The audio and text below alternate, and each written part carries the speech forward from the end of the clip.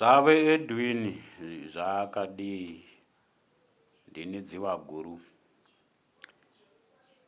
Panhau yataitaura iya yeconsortium yematangwe enyika yeZimbabwe in all aspects, from the traditional aspect yatinoti the matrimonial, kureva kuti pamhuri, tobva taenda to the political and the religious. Isusu takanzi sematangwe tikufanira kuprojecta the correct narrative, toipusha public domain, tichita atone for the confusion iri public domain. Saka in respect of political confusion, ndakanzi naMzimu unoera Dzivaguru changa, ti projected the correct political narrative ya baba wedu Baba Richard Tsvangirai. We need to exonerate him before the public. We are now going to be vindicating his traditional and the political narrative, which is a quasi-traditional and quasi-political. Wana kuziva project ya Save. Saka wakabva waimanipulata. Mainly because wanga wasina kuziva what was the basis of the political agenda ya Baba Richard. Saka wanga wasingazive where he was coming from and where he was going. Saka isusu manje, because we have got access, yekuita tap into both dimensions, the physical dimension yema politicians, which is the natural,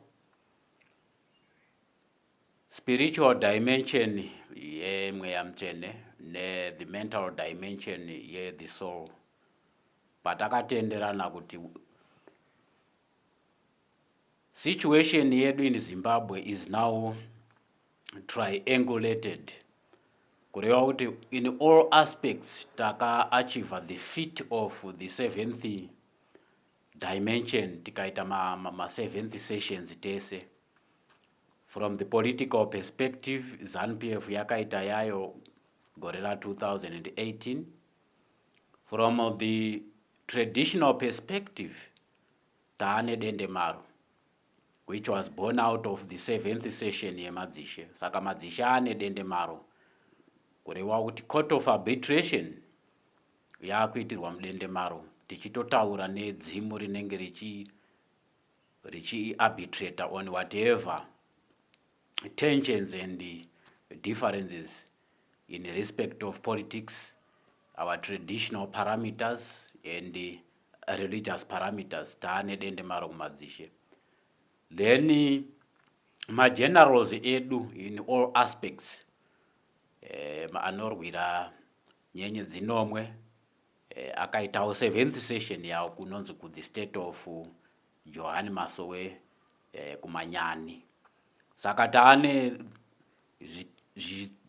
zinomwe zitatu zvedu yatinoti G7 group of networks, kureva kuti we have triangulated our triune testimonial faculties in respect of the physical, spiritual and mental.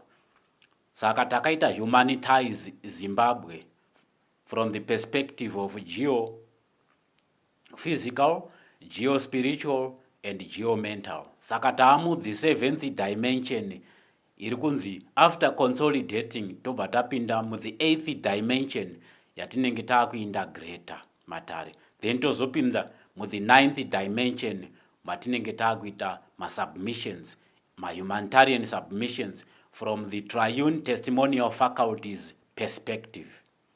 Saka nhau yedu sematangwe, matangwe anofanira kuziva politics dzemadzibaba, kuti what was the issue, the real issue pana baba wedu Dziva Sawe Richard Morgan Tsvangirai, may his soul rest in peace. Saka ndiwo nhau yandiri kuda kuti titaure nezvayo. Baba wedu Morgan Tsvangirai aka-understanda Lancaster House Constitution payakamaanipulatwa neamendment number 1 yakabva yapa prime minister ma-executive powers pamwe chete nekuintegrata the premiership and the presidium. Yet kuLancaster House kwakanzi the presidium was going to be ceremonial, kureva kuti anenge ari presiding officer of our triune testimonial faculties in respect of atoning for Chimurenga until taita disengage from Chimurenga liberation struggle mode to integrate, kuita reintegrate ma-combatants, ma-war veterans back into the societal dimension, kureva kuti vanenge vakudzorwa muvanhu after a process inoitwa process yekudemobilize, a process of disengagement. Saka anzwisisa baba edu Richard Morgan Tsvangirai kuti alright, prime minister, the political prime minister kuLancaster House hana kugadzwa ega, vakagadzwa vari vatatu, kuriwa kuti Lancaster House Constitution inorecognize traditional prime minister ainzi chief Rekaitangwena, inorecognize zvakare religious prime minister ainzi chief Jeremiah Chirau, then the political prime minister comrade Robert Gabriel Mugabe.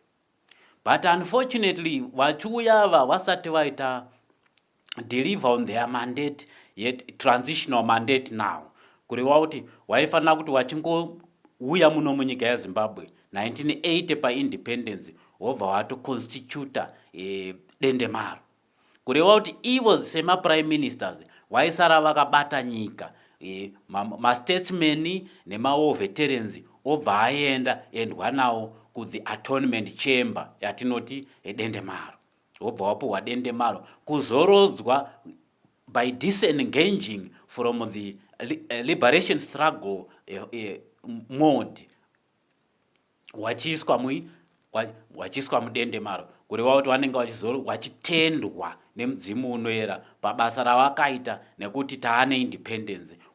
It is no longer necessary to remain in the fighting mode of our Chimurenga liberation struggle. Saka that process of disengaging, demobilizing and atonement inoitwa through a process inonzi dendemaro, kureva kuti vana baba vari kudendemaro saizvozvo ma-statesmen for the atonement of statesmen nema-war veterans for the atonement of ma-generals. Nyika inenge iri mumaoko matete weChimurenga, kureva kuti tete weChimurenga anenge achiacta meanwhile vana baba vachishambidzwa through the atonement process yatataura, atoning for ma-statesmen nema-war veterans. Saka understanda izvozvo manje baba wedu Richard Tsvangirai kuti ma-prime minister hana kuzokwanisa kubatana. Pane hwane akazochenjeresa vaenda instead of delivering on the premiership mandate akabva yaenda kunotorera chiremba ceremonial president, wobva waita a fake unity accord which was accepted nemudzimu unoyera kuti because dai yanga isina kuacceptwa it was going to be worse. Saka zvamira saizvozvo baba edu Richard Morgan Tsvangirai akati iye kuna Mugabe kuti no, izini ndiri kuunderstanda constitution iyi iri kutaura kuti munofanira kunga mune traditional prime minister for traditional transitions, religious prime minister for religious transitions, political prime minister for political transitions. Mugabe aona kuti mukomana uyo angwara by then angari muyouth, anga asati ababa achiri muyouth ari ku trade union. Saka zvakamira saizvozvo manje Mugabe anga ane timu yakewo manje baba wedu aMugabe yaakaendesa kuuniversity kunoita inonzi political administration, achida kuzoshandisa timu iyoyo to frustrate whatever that was going to confront him in respect of transformation. because muzimbabwe isusu politics dzedu does not allow for radical politics dzinouya neinonzi reformation. Hatiite mareformations isusu, tinoita marestorations, kudzorera matare ese akapambwa nevarungu, adzorerwa matare ese akapambwa nevarungu, tobva tatransforma from Old Testament Mwari cultism to New Testament, nekuti takabva tadeclarewa isusu the Royal British Navy kuti we are a Christian country. Saka taifana kuita transit religiously from Old Testament Mwari cultism practice to New Testament, which is the bedrock of Christianity. Kureva kuti taifana kunga tine prime minister in each aspect wachita advocate for transitions kuti achieve the feat of Christianity, because takanzi that was our key result area, kuti achieve our Christian status for our Christian citizenry. Saka zvakamira sokudaro, afamba achiramba achinetsa achiita pestering kuna comrade Robert Gabriel Mugabe. No, president ngaadzorwe, president adzorwa, prime minister odzoka muoffice make, prime minister adzoka muoffice make or deliver on the mandate of transitions. Asiri ega achita in consultation with a traditional prime minister, a political prime minister na religious prime minister. Wese wapedza the religious prime minister apedza religious transitions, political prime minister apedza political transitions, na traditional prime minister apedza traditional transitions. Paizoitwa inonzi integration. That integration manje ndio zvatakuita in retrospect, kureva kuti chivanhu chinofanira kuzivikanwa kuti chiriko muZimbabwe, chikristo chinofanira kuzivikanwa kuti chiriko muZimbabwe, politics dzedu dzinobva tarenounce the radical politics dzinotaura nezvedemocracy. Isusu royalty knows no democracy. Saka zvakamira sokudaro manje ndo pakazoadviswa baba vedu Richard kuti former party. Saka paakaforma party 1999, Mugabe akabva anostafa wakomana wake wanga wagraduate waaitosponsor nemari dzake kuuniversity, akabva awaisa musystem. Morgan Tsvangirai achiisa project yake apo, iwo vakabva waisa yavowo, kureva kuti that project yababa vedu Morgan Tsvangirai was married by a project yevakomana wakaita constitutional law in political administration. Saka zvakamira sokudaro manje, vakomana ava vakabva vachinja cup, kureva kuti vakabva vatanga kuadvocate for the American democracy. American democracy does not work munomu munyika yeZimbabwe. KuAmerica mastates ava hana maalders. Isusu traditional transitions angari ekuti ti open portals ese akakepchwa neBritain ari muno muZimbabwe, akakepchwa state of Rhodesia. Open those portals, portals iyaya access point to our traditional altars. Traditional altars edu ese ari 7 tosvika paari toita atone for whatever that defiled them in political altars, traditional altars religious altars. Zvakagara zvingorimo because Zimbabwe inyika yevanyai, kureva kuti inoke region naarea, kureva kuti vanyai vakatouya this project kubva kumawe masimike eIjipita, vakaungana paguruswa, vakachengurwa naGambiza, ndokubva vaenda pahwedza patinotaura nezve our statehood evolution from the state of Wesa yavanoti Hwedza, which is the Aaronic state, tobva taenda to the state of Bohera, which is Mosaic state, then a state of Dzivaguru, the pyramidic state yevatawara inonzi Mutapa state. Saka zvese izvo tine mazambara azvo muHwedza, kureva kuti muZimbabwe munomu patinoita triangulate our state tinenge tichi acknowledge the presence of the Lemba Aaronic state of Wesa kana kuti Hwedza, the mosaic state of Bohera the pyramidic state of Mutapa inonga kureva kuti tinenge tati the state of Mutapa na Enoch Dzivaguru, the state of Bohera tinenge tichitaura Moses na Elijah, the state of the Lemba state tinenge tichitaura Elia na Aaron. Saka zvakamira sokudaro, tati suppose kuti tapedza kuita atone for our altars, taifanira kuzoenda kunotora mapfihwa edu matatu estate, kureva kuti mapfihwa edu matatu manje tinenge takutaura madeities edu, native deities edu 2, sekuru Chingaira nasekuru Chinengundu our Afro-Asianic matriarch atinoti mbuya Nyanda. Saka zvese izvo zvakafrustratewa because nawe yanga kutonga manje pana prime minister wedu, the political prime minister, anga hijackiwa ne Vatican.